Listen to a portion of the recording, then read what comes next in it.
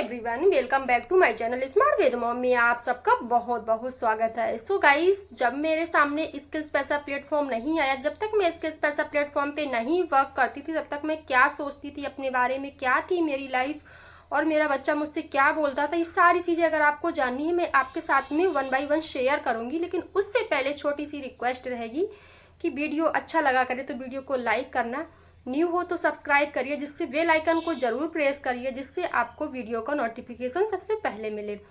And share भी क्या करो जिससे ये उन हाउस वाइफ के पास पहुंचे जो हाउस वाइफ को एक्चुअल में वर्क की नीड है, जो अपनी फैमिली अपने बच्चे के लिए कुछ करना चाहती, जो बहुत ही दयनीय स्थिति से गुजर रही हैं, तो वो भी इस प्लेटफॉर्म पे आके यहाँ से अच्छी खासी अर्निंग को जनरेट कर सकती हैं।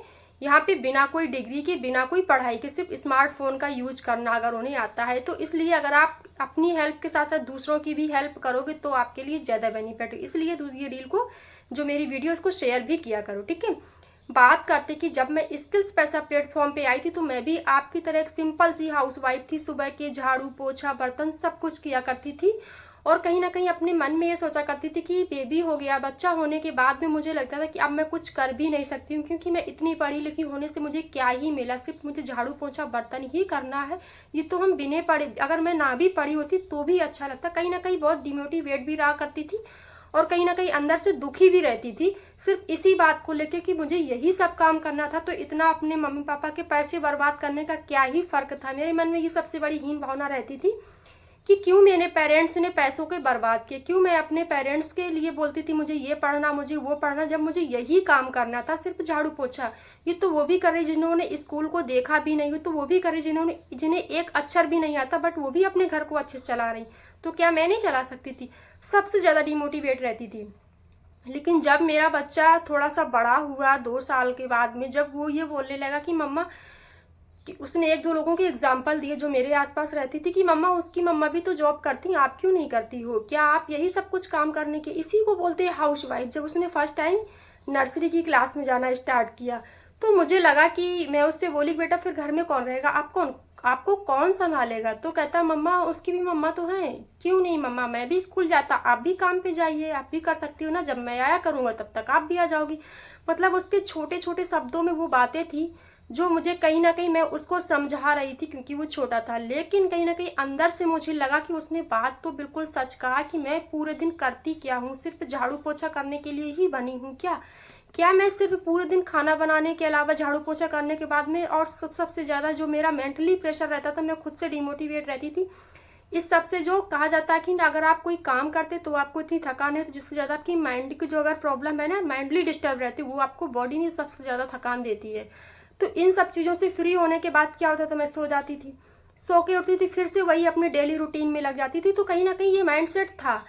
जब मैं इतनी ज़्यादा, जब बच्चे ने बोलना स्टार्ट किया तो मुझे लगा कि नहीं, मैं एक पढ़ी लिखी हूँ, अगर मैं कुछ कर सकती हूँ तो मैं करूँगी, मैं बाहर जाके नहीं कर सकती। तो आज के समय में हर चीज़ ऑनलाइन है, तो मैं भी तो कुछ ऑनलाइन होगा। तो इस तरीके से मैं यूट्यूब पे वीडियो भी बनाया करती थी। लेकिन मैं फिर इन चीज़ों पे भी सर्च करने लगी। सर्च करते करते मेरे सामने 1-2 प्लेटफॉर्म आए जहाँ पे मैंने स्टार्ट किया, लेकिन वहाँ पे मुझे नहीं मिला, क्योंकि मुझे एक कोई ऐसा काम चाहिए था स्किल्स बेस्ड, जहाँ से मैं सीखूं और सीखने के बाद मैं अपनी स्किल्स को डेवलप करूं और फिर मैं यहाँ से लोगों के लिए वो कर सकूं जो मैं किसी से सीख रही वो मैं सिखा सकूं।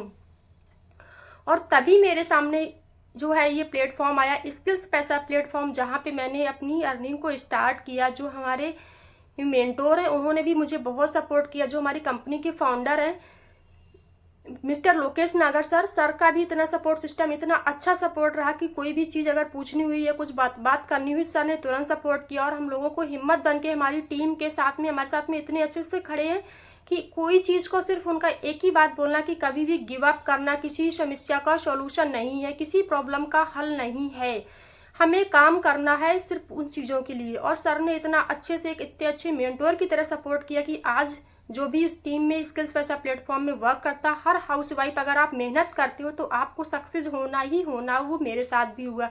मैं यहाँ पे इतनी अच्छी एडिटिंग भी सीख चुकी, मैं यहाँ पे ग्राफिक डिजाइनिंग भी करती, कैनवा एडिटिंग भी करती, मैं लोगों को काम करके भी दे रही हूँ, खुद की अपनी एक एजेंसी भी चलाती हूँ। प्लस मैं दूसरों को गाइड भी कर रही हूँ। ये सब पावर मुझे स्किल्स पैसा प्लेटफॉर्म से ही मिला। और आज वही बच्चा मेरा कहता है मम्मा आपने तो घर बैठे कर लिया, सभी की मम्मा तो बाहर जाती है। तो ये होता, आज बच्चा कहता है मम्मा आप जैसा हो तो घर में खाना भी बनाओ, खाओ, सो। मतलब वो अपनी एक एंजॉय में बोलता है कि मम्मा आप तो सोते भी हो, काम भी करते हो। तो ये होता है पावर। अगर आप कुछ करना चाहोगे, हाउसवाइफ इतनी वीक नहीं, सिर्फ हाउसवाइफ अपने मन से हार जाती है और सोचती मुझे मेरे लिए है ही क्या, रोटी चौका ही सिर्फ। तो नहीं, आप इसके लिए नहीं बनी। ऑनलाइन प्लेटफॉर्म स्किल्स पैसा प्लेटफॉर्म ऐसा है जहां आपको वन टाइम इन्वेस्टमेंट करना और आपकी लाइफ सेटल हो जाएगी अगर आप यहाँ पे सीखते हो। अगर आपको भी इसके बारे में जानना है, आप भी एक्चुअल में अपनी लाइफ को लेके सीरियस हो, तो डिस्क्रिप्शन में मेरा व्हाट्सअप नंबर मिल जाएगा जहाँ पे आप मेरे को व्हाट्सएप कर सकते हो। मैं आपको वहाँ पे डिटेल्स दूंगी। अगर आप सीरियस पर्सन हो तो मेरे मैसेज कीजिए, मैं आपको गाइड करूंगी और आप भी अपनी जर्नी को स्टार्ट कर सकते हो और आप भी यहाँ से अर्निंग करोगे मेरी और मेरी टीम की तरह। फिर मिलते हैं, तब तक के लिए बाय बाय, टेक केयर।